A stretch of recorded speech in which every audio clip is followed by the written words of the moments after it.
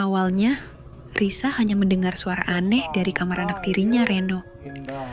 Aku mengira itu hanya perasaanku, karena suamiku, Bima, sedang di luar kota. Tapi aku salah besar.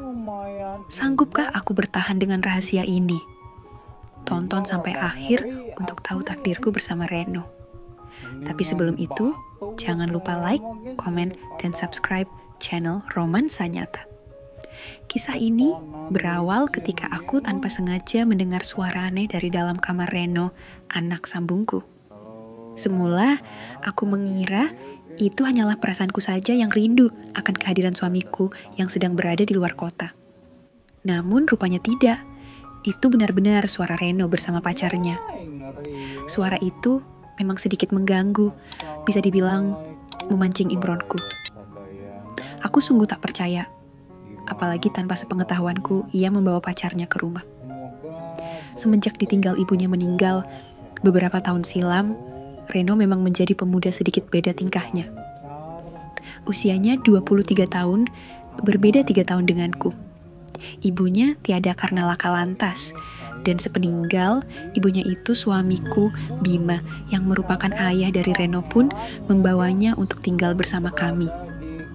Awalnya, Bima merasa iba padanya, karena hanya suamikulah satu-satunya orang tua yang Reno miliki. Namun belakangan sikap Reno mulai berubah. Ia begitu bandel, bahkan saking bandelnya suamiku sampai-sampai geram, dan seperti tidak peduli dengannya. Meski begitu, aku terkadang juga kasihan karena walau bagaimanapun, ia juga masih membutuhkan kasih sayang orang tua. Mungkin itu pula alasannya mengapa ia sampai bersikap demikian. Di rumahku, aku memang jarang ngobrol dengannya. Ibaratnya, jika Reno sudah masuk kamar, ia enggan untuk keluar untuk berinteraksi. Intinya, Reno ini cueklah dengan situasi di rumah. Aku sendiri menikah dengan Bima saat usiaku 27 tahun. Ia seorang duda dengan 1 anak. Ya Reno itulah anak satu-satunya. Usia kami memang terpaut jauh, sekitar 20 tahunan. Itu pun karena aku dijodohkan oleh mendiang ibuku karena Bima memang baik pada keluargaku. Singkatnya, beberapa minggu kemudian, aku berusaha melupakan keanehan itu dan memang selama itu pula tak ada kejanggalan lagi di rumahku. Namun di minggu berikutnya, kepergoklah Reno bersama pacarnya di saat ia membuka pintu kamarnya. Mah, kirain sepi nggak ada orang. Jangan cerita pada papa, ya? Kamu ini Reno, mama sendiri kan nanti yang nggak enak sama papamu, takut dikiranya nggak bisa jagain kamu. Jawabku dengan nada sedikit tegas. Reno bisa jaga diri kok, Ma. Mama mah nggak perlu ikut campur. Lagi pula, ini kan rumah papa, mama cuma numpang. Baiklah Reno, kalau memang seperti itu menurutmu, sahutku sambil menunduk. Percakapan itu membuatku serba salah. Aku lantas melangkah pergi ke ruanganku yang berada di lantai 2, berusaha menenangkan diri dan melupakan ucapan Reno tadi. Sampai pada esok harinya. Pagi itu, aku bersantai di ruang tamu, sehabis jogging bersama ibu komplek lainnya. Tentu saja, banyak keringat yang dihasilkan pagi itu. Dengan menggunakan setelan jersey, aku duduk sambil nonton TV, tak menyadari jika sedari tadi Reno memperhatikanku dari kejauhan. Mama, pagi ini cantik banget sih, habis jogging ya. Aku hanya menoleh terheran karena tak biasanya ia memujiku seperti itu. Namun dari sorot matanya, aku paham kemana arah ucapannya itu. Tehnya di sana, Ma. Reno menunjuk meja, lalu menoleh ke arahku yang kala itu menggunakan daster seperti biasanya. Di saat aku beranjak pergi, Reno tiba-tiba berkata, "Nah, maaf ya, kemarin aku gak sengaja ngintip mama sama papa. Syubidu papap." Tapi aku heran. Reno menjeda ucapannya, lalu melangkah ke arahku. Sontak saja detak jantungku. Sepertinya mama kecewa ya dengan kemampuan papa, sambung Reno dengan nada bercanda. Maksud kamu apa toh, Reno? Reno ngerti kok, Ma. Reno kan udah pengalaman masalah itu. Gimana kalau Reno kembali menjeda ucapannya, dan aku paham betul kemana arah ucapannya. Entah mengapa aku menjadi keluh untuk menjawab. Namun, belum sempat aku berkata. Reno memberi sambutan lainnya. Hal itu benar-benar jauh dari bayangan. Namun, tak urung aku menyesuaikan saran dan langkah permasalahan. Sampai ketika Reno mengambil hikmah kehidupan dunia fana dan meletakkan pada wadiahnya. Aku cuma bisa ceramah rohani dan komentar, meski tak jelas maknanya. Rupanya, Reno ini berbeda dengan Bima. Dia lebih satset dan tak banyak bicara. Hingga waktu yang telah ditentukan telah tiba, pekerjaan serta tugas negara pun teratasi pula. Seminggu berlalu, keakraban kami masih tetap sama, banyak waktu luang untuk sharing dan curhat seperti sebelumnya. Hingga beberapa bulan kemudian, di suatu pagi, tiba-tiba suamiku, Bima, jatuh sakit sehingga harus berhenti dari pekerjaan seperti layaknya istri pada umumnya.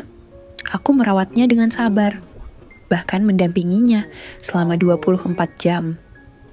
Aku tak lagi memikirkan lainnya, karena yang ada di benakku hanyalah kesehatan suamiku saja. 1 minggu di rumah sakit, aku berpamitan kepada suamiku untuk pulang sebentar mengambil baju dan perlengkapan lainnya. Dan sesampainya di rumah, dikala aku sedang beres-beres, mendadak Reno datang menemuiku. Dan hal yang mulai kulupakan kembali kualami. Tugas negara, serta penyelesaian masalah kantor, dan lain sebagainya dikerjakan bersama. Berbagai macam kesenian dan teori juga lengkap dengan metode yang berbeda-beda.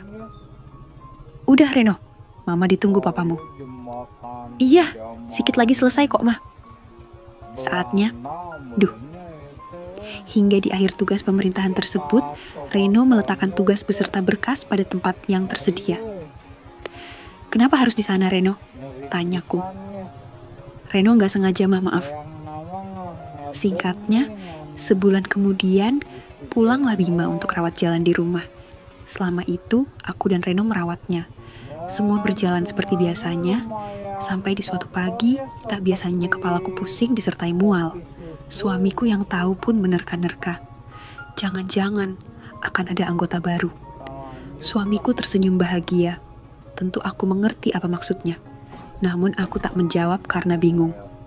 Singkat sorenya, aku pergi ke apotek sesuai saran suamiku. Di sana, aku membeli alat tulis kerja untuk memastikan kebenarannya. Dan rupanya memang benar adanya aku hamil. Dan kabar tersebut direspon bahagia oleh suamiku. Begitu pula dengan Reno. Namun, ketika aku berada di dapur hendak menyiapkan makan malam, Reno berjalan ke arahku sambil senyum-senyum. Selamat ya, Mah. Akhirnya, aku berhasil juga. Sontak aku terdiam bengong mendengar perkataannya. Jujur, rasa khawatir membuatku tak tenang dan kebingungan. Singkat cerita, usia kehamilan tersebut sudah berjalan 3 bulan. Selama itu pula, Reno pun rajin menabung deposito banknya.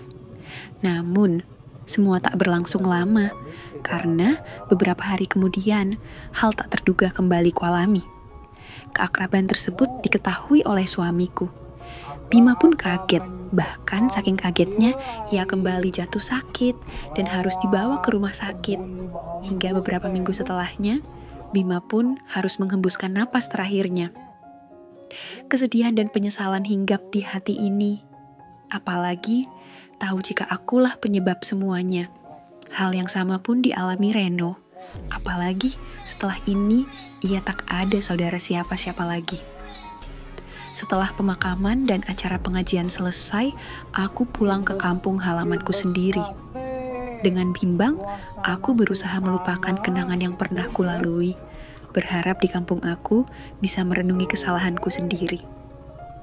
Waktu pun berlalu, dan tak terasa 9 bulan kemudian hadirlah malaikat kecil ke dunia.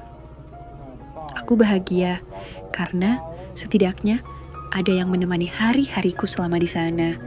Alhamdulillah, ucapku sambil meneteskan air mata. Keluarga di rumah pun juga begitu senang dan antusias dengan hadirnya anggota baru mereka.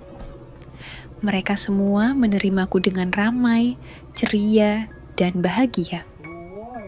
Hingga sebulan kemudian, aku yang hendak pergi ke pasar untuk berbelanja mendadak kaget melihat mobil hitam terparkir di depan halaman rumahku. Sosok pemuda yang telah aku lupakan kembali datang menemuiku. "Loh Reno, ngapain kesini? Dari mana kamu tahu rumah mama?" Tanyaku terkejut. "Sekarang aku sudah berubah, Ma. Aku sudah mandiri.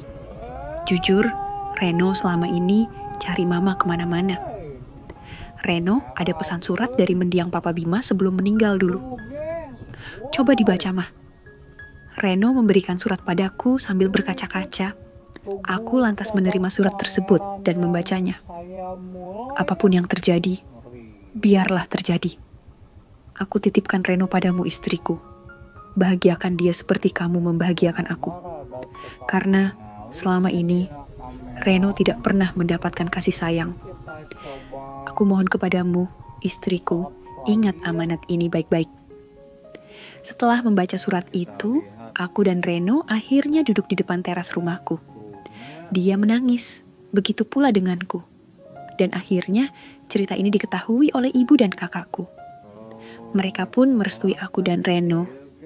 Hingga di bulan berikutnya, kami pun meresmikannya, memulai hidup baru yang lebih baik dari sebelumnya. Pesanku, Tuhan tidak akan pernah memberikan cobaan hidup di luar batas manusia. Selama kita mau berikhtiar baik kepadanya, pasti keajaiban itu ada dan akan datang pada waktunya. Terima kasih sobat. Semoga terhibur dan terinspirasi, amin ya rabbal alamin. Kisah ini mengajarkan bahwa masalah keluarga, terutama ketidakpuasan dan kurangnya kasih sayang, seperti yang dialami Reno dari almarhum ayahnya, harus segera dikomunikasikan dan diselesaikan secara jujur. Namun, cerita ini juga memberikan pesan harapan bahwa setiap orang berhak atas kesempatan kedua untuk memperbaiki diri, mencari penebusan, dan memulai hidup baru yang lebih baik setelah melewati masa-masa sulit dan penyesalan. Amanat dan kasih sayang sejati adalah kunci untuk membangun kembali kehidupan yang hancur.